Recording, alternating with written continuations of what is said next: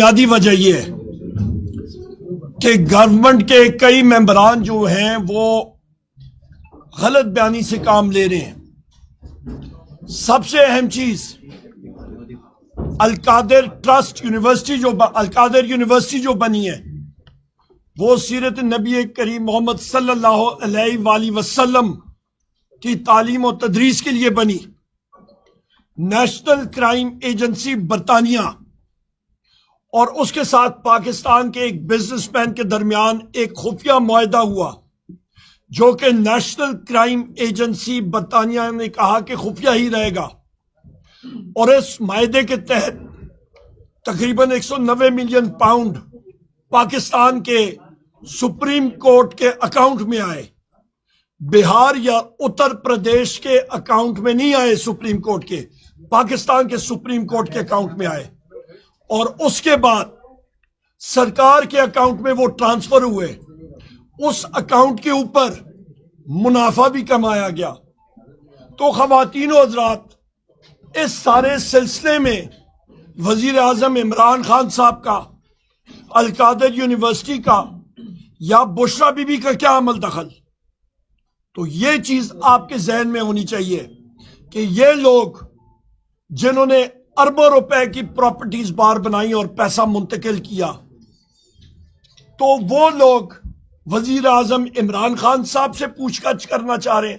وزیر اعظم عمران خان صاحب وہ شخصیت ہیں جنہوں نے شوکت خانم ہسپتال بنائے، متعدد ہسپتال، القادر یونیورسٹی بنائی، اس کے ساتھ نمل یونیورسٹی بنائی، پاکستان کا نام دنیا میں روشن کیا۔ یہاں پہ ہم لوگ یہ بھی پوچھنا چاہیں گے کہ جو پاکستان کے بزنس مین نے ون ہائٹ پارک کی وہ پراپرٹی وہ خریدی، وہ تو حسین نواز سے انہوں نے حسن نواز سے خریدی، تو حسن نواز کے پاس وہ رقم آئی کہاں سے کہ جس کے تحت اس نے وہ height park corner one height park جو ہے وہ خریدا؟ وہ رقم کیا اتفاق سٹیل مل کی تھی یا سریا یا سکریپ بیچنے سے انہوں نے کمائی؟ وہ اربوں روپے کہاں سے آئے؟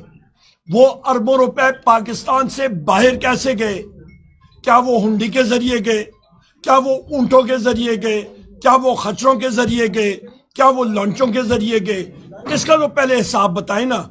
اور وہ اربوں روپے جو یا 190 ملین پاؤنڈ انہوں نے وہاں پہ وصول بھی کیے۔ تو دوسری اہم بات یہ ہے کہ حسین نواز نے تو وہاں پہ دیوالیہ پن اپنا بینکرپسی ڈکلیئر کی ہے برطانیہ میں، ذرا اس کے اوپر بھی آئے نا۔ تو یہ ساری چیزیں سامنے آنی چاہیے۔ مختصراً ایک دو بات کر کے پھر میرے ساتھی بات کریں گے۔ آج ہماری مذاکراتی کمیٹی کی میٹنگ ہوئی اور اس کا اعلامیہ بھی آپ کے سامنے آیا۔ لب لباب یہ ہے کہ حکومت نے 7 دن کے اندر اندر تحریری جواب دینا ہے، اور حکومت نے اس چیز کو مانا ہے اور تسلیم کیا ہے کہ پاکستان تحریک انصاف اور اپوزیشن پارٹیوں کے ہم ان کمیٹی کے ممبران کی میٹنگ وزیر اعظم عمران خان صاحب سے اڈیالہ جیل میں بغیر کسی کٹکن کے ان مانیٹرڈ، یعنی کہ اس کے اوپر کوئی نظر نہیں ہوگی، کوئی آلات فٹ نہیں ہوں گے، اس ماحول میں ہونی چاہیے۔ یہ بھی حکومت کی ذمہ داری ہے، اور وہ کمیشنز کے حوالے سے بھی حکومت نے ہمیں بتانا ہے انہی 7 ورکنگ ڈیز کے اندر اندر کہ وہ کب تک یہ بنائیں گے، اور تبھی آگے یہ نیگوسیشنز پروسیس چلے گا۔ آخری بات میں کہوں گا کہ اس وقت پاکستان میں یاد رکھیے گا، انرجی کرائسس ہمارے سر کے اوپر آ کے کھڑا ہو گیا ہے۔ انرجی کرائسس بجلی اور گیس کی مد میں اسی مسلم لیگ نون نے نواز شریف کی 2018 کی جو حکومت تھی، اس وقت انہوں نے جو غلط معاہدے کیے تھے اس کی کیپیسٹی پیمنٹس کی وجہ سے بجلی کی قیمتیں جو ہیں وہ تیزی سے بڑھ رہی ہیں۔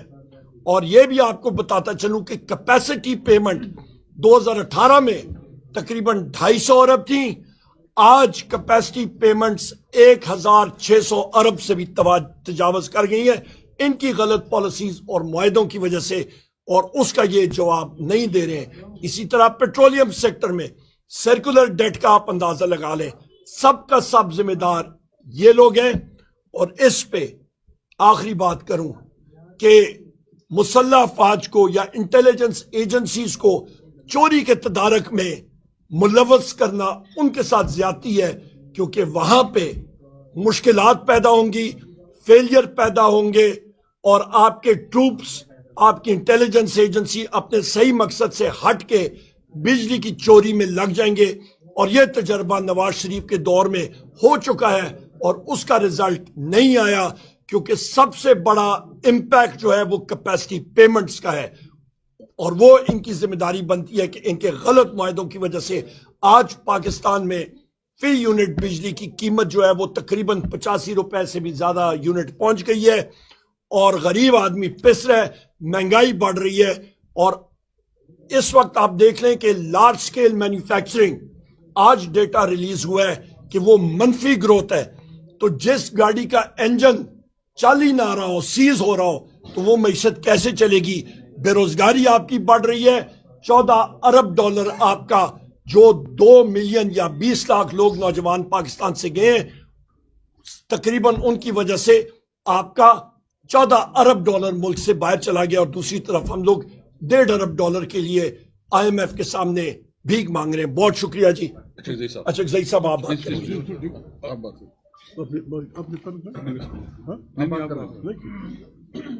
میں لیٹ آیا. بسم اللہ الرحمن الرحیم.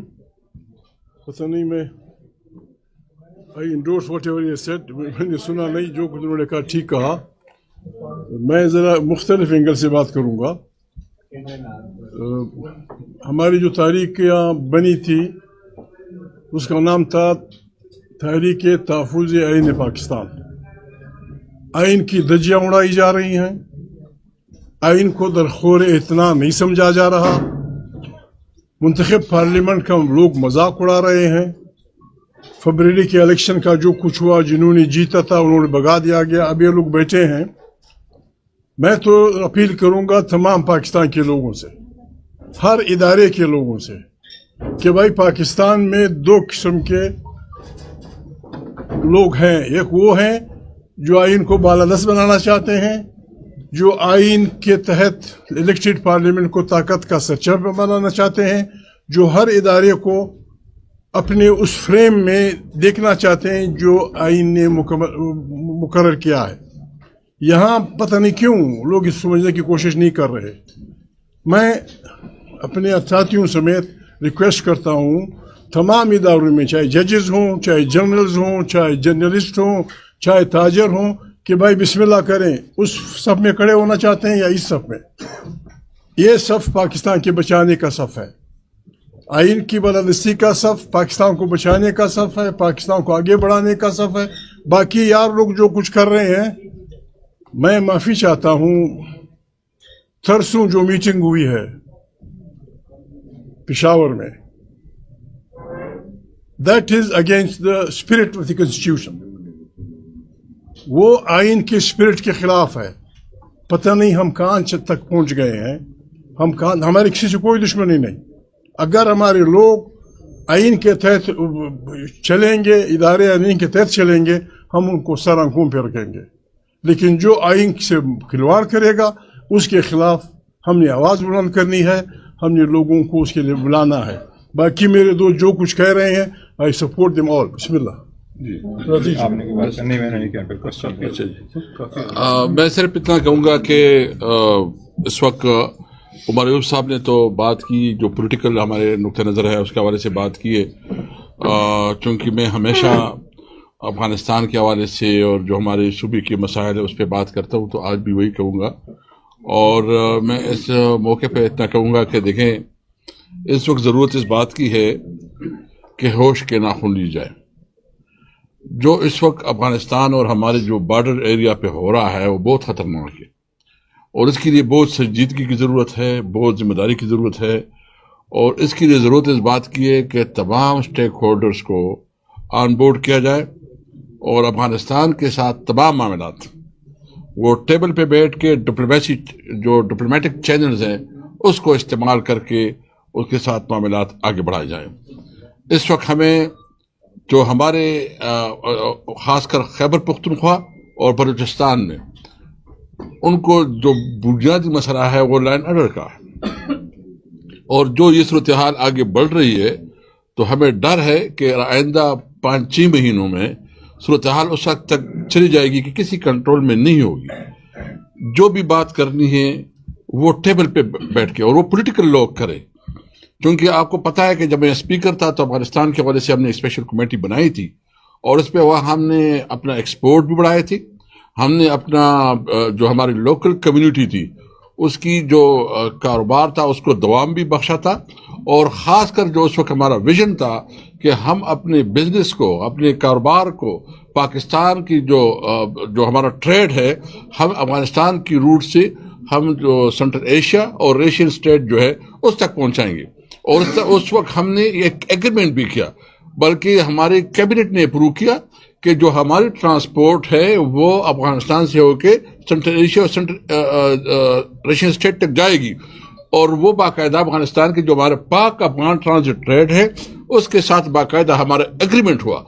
آپ مجھے بتائیں کہ جو ہمارے لوگ ہیں، خاص کر جو پختون جو اس علاقے میں رہتے ہیں، اس کا آپس میں رشتہ داریاں ہیں، ایک جگہ گھر ہے دوسری جگہ ڈیرا ہے، آنا جانا ہوتا ہے. اگر آپ اس کو اسمگلنگ ڈکلیئر کریں گے تو وہ کہیں گے کیا آپ نے کوئی ڈیولپمنٹ کیا ادھر؟ کیا آپ نے 40 سال اس کو جنگوں میں جکیڑ کے جنگوں میں جو نا آپ نے اس کو انوالو کر کے کراشن کو کلچر دیا؟ آپ نے تو روزگار کوئی نہیں دیا، کوئی ڈیولپمنٹ نہیں دی. اس لیے ہمارا مطالبہ ہے نمبر 1 کہ جو ہمارا اس کے ساتھ انگیجمنٹ ہے اس کو برقرار رکھا جائے. فارن منسٹر فوری طور پر افغانستان کا وزٹ کرے، اور جو بھی ایشوز ہیں ہمارے کنسرنز ہیں، بالکل ہمارے کنسرنز ہیں، ہمارے مسائل ہیں، پاکستان کے بھی اپنے مسائل ہیں، وہ ٹیبل پہ بیٹھ کے حل کی جائیں. جذبات کے بجائے ہوش اور حواس سے معاملات حل کی جائے، ایک دوسرے کو انڈرسٹینڈ کیا جائے، کیونکہ جو ہمارا علاقہ ہے وہاں جرگوں سے باہمی ایک دوسرے کو رسپیکٹ سے معاملات ہوتے ہیں، ڈنڈے سے نہیں ہوتے. تو اس لیے ہمیں زندگی کا موقع دیا جائے، ہمیں جینے کا موقع دیا جائے، ہمیں پاکستانی سمجھا جائے، ایسے پاکستانی ہمیں ہمارے ایک تسلیم کیا جائے کہ ہمیں وہاں امن دے. امن تب ہوگا جب وہاں کی جو ہماری فارن پالیسی ہے اس میں شفٹ آئے گی. تو ہم نے آج یہ مشورہ بھی کیا، اب ہماری اسٹیٹمنٹ بھی آ جائے گی کہ افغانستان کے ساتھ تمام معاملات ڈپلومیٹک چینل کے ذریعے حل کی جائے. ایک سوال. بسم اللہ الرحمن الرحیم. کافی باتیں ہو گئی ہیں. دیکھیں، پاکستان سیاستدانوں نے اور عوام نے مل کر بنایا تھا. پاکستان کو چلائیں گے اور بچائیں گے بھی سیاستدان اور عوام مل کر. اگر سیاستدان ریلیونٹ ہو جائیں، عوام ریلیونٹ ہو جائیں، دنیا کی کوئی طاقت پاکستان کو نہیں بچا سکتی، آگے نہیں جا سکتی. پاکستان کے سیاسی اداروں کو مضبوط بنانا پڑے گا، اور مضبوط سیاسی ادارے ہی مضبوط اکنامیکل سسٹم بھی بناتے ہیں، سوشل سسٹم بھی بناتے ہیں، ایجوکیشنل، باقی سارے. لہٰذا ضروری ہے کہ سیاسی اداروں کو طاقتور کیا جائے، سیاستدانوں کو طاقتدانوں کیا جائے. عمران خان صاحب نے جو مذاکرات کا کہا ہے، اس کی جو اپر لیول ہوگا اس میں یہ ہوگا کہ پاکستان کے اندر سیاست کو، سیاستدانوں کو، سیاسی اداروں کو، پولیٹیکل انسٹیٹیوٹ کو طاقتور بنا کر پاکستان کو صحیح ٹریک پر لگایا جائے، تاکہ آئین کے مطابق حکومت ہو اور قانون کی عملداری ہو. ایک بات. دوسری بات دیکھیں، جسے انہوں نے بتایا کہ اس وقت نامنی کی مثال ہے، اس کی سادہ سی مثال لے لیں. کرم جو ہے 3 طرف سے افغانستان ہے، 1 طرف سے پاکستان ہے. کئی مہینوں سے راستے بند ہیں، معاہدہ ہو چکا ہوا ہے. ہمارے سیکورٹی کے اداروں کی ذمہ داری ہے کہ اس اسٹریٹجک روڈ کو اوپن کریں. اگر آپ اس قابل نہیں ہیں کہ اسٹریٹجک روڈ کو اوپن کر سکیں، ہمارے سیکورٹی کے ادارے 3 طرف سے افغانستان ہے، خدا نہ خواستہ کل مشکلات ہوتی ہیں تو آپ کی سپلائی لائن کٹ جائے گی، اور آپ کیسے وہاں پر دفاع کریں گے پاکستان کا؟ یہاں سے پتہ چلتا ہے کہ کس حد تک کیپیسٹی امن و امان کے حوالے سے بھی ہمارے اداروں کی کم ہو چکی ہے، ختم ہو چکی ہے. رولا ڈالنے سے، شور کرنے سے، دھمکیاں دینے سے، دبانے سے نہیں ہوتا ہے. ہمارے ملک کے مختلف ڈسٹرکٹ ہاتھ سے نہیں کر رہے ہیں اس وقت. اس لیے چاہیے کہ اپنے اصل کام پر توجہ دیں، جو ان کا کام ہے: ملک کی سیکورٹی، سرحدوں کی حفاظت، نامنی کے خلاف سٹینڈ لینا اور عوام کو امن و امان دینا اور ان کی جان مال کی حفاظت کرنا. ایک اور بات کہ دیکھیں، غزہ میں جو ظلم ہوا ہے، جینوسائیڈ ہوا ہے، نسل کشی ہوئی ہے، بچوں کا قتل عام ہوا ہے، خواتین کا، ایسے جنگی جرائم انجام دیے گئے جو تاریخ کی تاریخ میں کم مثال اس کی ہو. عورتوں کو مارا گیا، اسکولوں کو تباہ و برباد کیا گیا، اسپتالوں کو، چرچز کو، عبادت گاہوں کو. اور ہدف کیا تھا اسرائیل کا؟ ہم حماس کو ختم کریں گے اور اپنے قیدی واپس لیں گے. حماس کی لڑائی کیا ہے اسرائیل کے ساتھ کہ آپ نے ہماری زمین پر قبضہ کیا ہے جو انلیجیٹیمیٹ ہے, انلیگل ہے, ہم اس کو نہیں مانتے. انہوں نے وہ ظلم کیا جس کی انتہا نہیں. لیکن آج اسرائیل ہار گیا ہے, حماس کو ختم نہیں کر سکا, اپنے قیدی نہیں چھڑوا سکا, اور قتل عام اور نسل کشی کے ذریعے, ظلم کے ذریعے وہاں کے لوگوں کے ارادے نہیں توڑ سکا, ان کے صبر کو نہیں توڑ سکا. واقعاً غزہ کے لوگوں کو ہمارا سلام ہے, انہوں نے عزت, اپنی انسانی کرامت پر کوئی کمپرومائز نہیں کیا, اپنی وطن سے محبت اور مٹی سے محبت پر کوئی کمپرومائز نہیں کیا, وہ ڈٹے رہے. اور اسرائیل مجبور ہوا, اس کو کتنا ٹائم دیا گیا, اور اس کے نتیجے میں خالی اسرائیل کو یہ شکست نہیں ہوئی ہے, ویسٹرن سویلائزیشن کو بھی شکست ہوئی ہے. کس حد تک اندر سے برہنہ سویلائزیشن ہے ویسٹرن, قاتل, درندہ صفت, وحشی, بربریت کرنے والے. اب سارے یورپ اور امریکہ اس کو کیا کر رہا تھا؟ سپورٹ کرتا ہے اسرائیل کو. یہ لوگ ہیں جو اخلاقی طور پر دنیا کی نگاہوں میں مر گئے ہیں. یہ اس قابل نہیں ہے کہ دنیا کے اوپر رول کریں, دنیا کو چلانے کے دعوے کریں, کیونکہ کوئی ہیومن رائٹس نہیں ہے ان کے ہاں, کوئی بچوں کے رائٹس نہیں ہے, کوئی خواتین کے رائٹس نہیں ہے, سب ختم ہے, سب دھوکہ ہے. اور یہ بہت بڑی شکست ہے جس کے اثرات آپ دیکھیں آئندہ دہائیوں تک رہیں گے. اور یہ سویلائزیشن کی شکست فوجی شکست سے زیادہ خطرناک ہے. لہذا ہمارا سلام ہے ان کے اوپر, غزہ کے مظلوموں پر, اور وہاں کی ماؤں بہنوں اور بیٹیوں پر, اور ان بچوں پر جو ڈٹے رہے. آج رات میں جب جشن منا رہے وہ بچے, اس ظلم کے باوجود اتنی ان کی امید ہے, ان سے سبق لینا چاہیے. ہمارے محلے میں اللہ تعالیٰ ہمیشہ مظلوموں کا حامی ہوتا ہے, شرط ہے کہ وہ ثابت قدم رہیں, اور ظالموں کو ہمیشہ شکست ہوتی ہے انشاءاللہ العزیز. یہ بتائے گا جو پشاور کی میٹنگ تھی, کیا اس میں پہلے بات کرنے دیں. نہیں بات نہیں, جو کوشچن پوسٹ کوشچن کر رہا ہے, ٹیک دس کوشچن. جو پشاور کی میٹنگ تھی, کیا اس میں آپ کو خصوصی طور پر مدعو کیا گیا تھا؟ کیونکہ وہاں پہ جو باقی سیاسی جماعتیں تھیں ان کی صوبائی قیادت وہاں پر موجود تھی.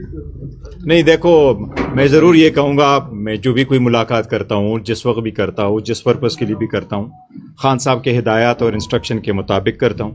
خان صاحب ہی کے لیے کرتا ہوں, اور خان صاحب یا صوبائی ہماری جو حکومت ہے, علی امین خان گنڈاپور صاحب, اس کے ساتھ ہمارا انٹریکشن ہوتا ہے.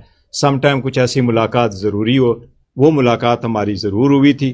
باقی لیڈرز بھی اس میں موجود تھے, ملاقات ہوئی تھی. میری خان صاحب سے پہلے انٹریکشن ہو گئی تھی ٹیوزڈے والے دن, میں نے ان کو بریف کر دیا تھا. بٹ خان صاحب کے پاس چونکہ وہ کیس چل رہا تھا, میں واپس یہاں اسمبلی میں سیشن کے لیے آ رہا تھا, تو ہماری تفصیلی گفتگو نہیں ہوئی تھی. آج میری خان صاحب سے ملاقات ہوئی, میری خان صاحب کے ساتھ اس پہ تفصیل سے گفتگو ہوئی. میں نے خود جرنلسٹ سے نہ اڈیالہ جیل کے اندر نہ اڈیالہ جیل کے باہر بات کی. خان صاحب سے کوشچن ہوا, اور خان صاحب نے ان کو یہ کہا کہ یس میری ملاقات ہوئی ہے. میں جس پرپز کے لیے جاتا ہوں, میں کبھی کوئی چیز ڈسکلوز نہیں کرتا جب تک میرے پاس خان صاحب کی اسپیسیفک پرمیشن نہ ہو. ریزن یہی ہے, سر مجھے صرف کلوز کرنے دیں. میں یہ کہہ رہا ہوں کہ جو ملاقات میں کرتا ہوں وہ اس کی یہ ملاقات ہے, اس میں خان صاحب نے ڈسکلوز کیا تھا. جب تک مجھے خان صاحب کوئی انسٹرکشن نہ دے میں کبھی کوئی بات نہیں کرتا, آپ لوگوں کو معلوم ہے, یہی میری عادت ہے. سماجی بھی لیکن اس وقت آپ تحریک تحفظ آئین پاکستان کا حصہ ہے, ظاہر بات ہے آپ کے پاس صاحب موجود ہے, انہوں نے بھی اس پر تحفظات کا اظہار کیا. کیا آپ نے جو تحریک تحفظ آئین پاکستان کی دیگر جماعتیں ہیں ان سے مشاورت کی تھی کہ آپ ان سے ملاقات کریں گے؟ دیکھیں, ہماری میرے اور علی صاحب کی ایک سپریٹ سی ملاقات تھی, وہ الگ بات ہے. لیکن جہاں تک اچکزئی صاحب کا تعلق ہے, وہ دیکھو وہ ہمارے الائنس ہے اور ہمارے الائنس کے سربراہ ہے, اور جب سربراہان اور پارٹی کٹھی بیٹھتی ہیں تو آپس میں ایسے کچھ چیزوں پہ اختلاف ہوتا ہے. ان کا ہمیشہ سے اپنا ایک ورشن رہا ہے, لیکن دس از نیور رانگ کہ آپ ملک کی افادیت کے لیے اور بہتری کے لیے بیٹھے. خان صاحب سے آج سوال کیا گیا اور آپ کے جرنلسٹوں نے مجھے لکھ کر کے دیا, کیونکہ میں نے تھورلی میں نہیں سن سکا, میں جج کے سامنے کھڑا تھا, اور خان صاحب نے کہا یہ ملاقات خوش آئند ہے, یہ ملک کے استحکام کے لیے بہتر ہے, بات چیت ہونے چاہیے, مسائل کا حل سیاسی طور پر ڈھونڈنا چاہیے. آپ بتائیے گا اس ملاقات میں کیا کیا باتیں ہوئی؟ دیکھو, میں ٹو دس ایکسٹینٹ میں آپ کو کہوں گا یس ملاقات ہوئی ہے, باقی لیو دا ریسٹ انشاءاللہ نیکسٹ ٹائم پہ ڈسکس کریں گے. Thank you. करवाने में 9 दिन लग गए। अब आपको क्या लगता है कि 9 घंटे में ये 9 दिन लगेंगे या उससे ज्यादा दिन लगेंगे? नहीं, देखो लास्ट टाइम हमारी मुलाकात में वाकई आपकी बाटी के बड़े सारे दिन लगे थे और मुलाकात इसीलिए एक मिनट हमारी इसलिए जो मुलाकात हमारी नहीं हो सकी तो खान साहब से इंस्ट्रक्शन नहीं ले सके और इसकी वजह से वो मीटिंग भी लेट हो गई थी। लेकिन ये बात नहीं है, मैंने अर्ज किया कि ये इनका अपना